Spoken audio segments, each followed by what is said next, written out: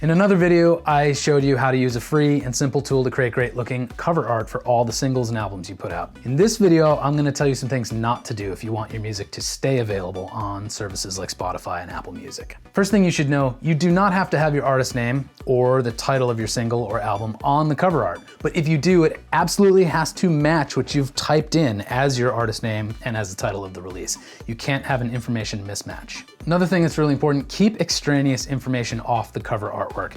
You don't need your record label, you don't need your website, you don't need other stuff like that, your Facebook profile, none of that. That stuff clutters up your artwork anyways, makes it look like trash, and that information is prone to changing throughout the years. Okay, do not use trademarked images, do not use copyrighted images, don't have violent or pornographic images, do not have watermarks. You can, if you want, have the parental advisory explicit content sticker on there, might look cool, but that's up to you. You don't need that because when you sign your music up for distribution through CD Baby, you do need to mark it as explicit content in the metadata. Okay, now it's time to get real. No blurry images. Yes, you can have creative blur, but what's the difference between creative and crap?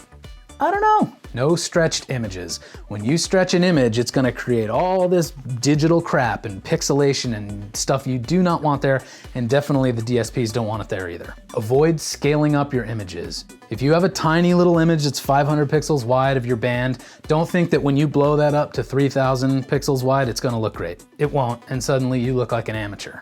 No advertising messages. Don't say buy my new single or follow me here. No contact info. Again, that stuff might change and your album art and your music is supposed to be forever. Don't reference the format of the product, whether it's MP3 or vinyl or whatever, keep that stuff off. Don't mention the music's availability. Don't have Spotify logos and Apple Music logos and Pandora logos or any logos. No logos.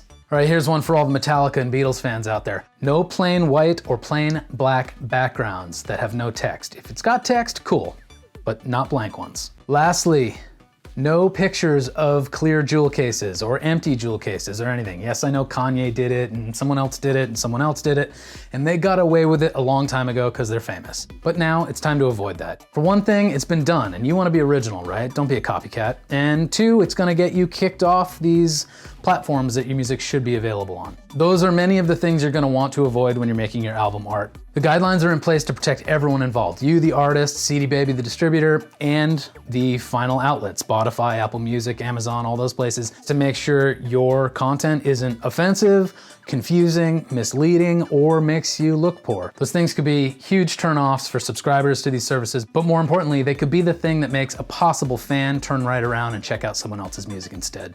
So avoid those things.